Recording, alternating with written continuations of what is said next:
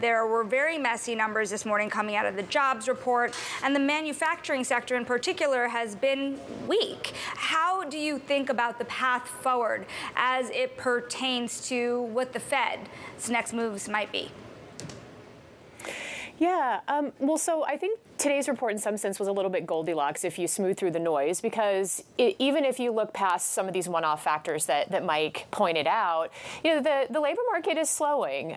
Call it a little over 100,000 jobs created, excluding those one-off factors. Isn't great. And ultimately what we've been arguing is the U.S. economy is just gradually slowing and normalizing, but it's not crashing after the post-pandemic period that's just been quite unique. And ultimately, that slowing is probably healthy, and it's getting us back to some semblance of normal. So, I think in that kind of environment, you still have a Federal Reserve which is on track to gradually reduce interest rates. Interest rates are the thing, I think, at least the policy rate is the thing that kind of stands out as still being in that extraordinary territory. Federal Reserve understands this, and I think they are on track to deliver, a sequence of cuts to see how the economy responds to that and to get us back into more normal territory as well on the policy rate. Tiffany, I know you guys parse this very closely over at Pimco, these jobs numbers line by line. And if you think about, in particular, the revisions, there were a lot. How did you read them?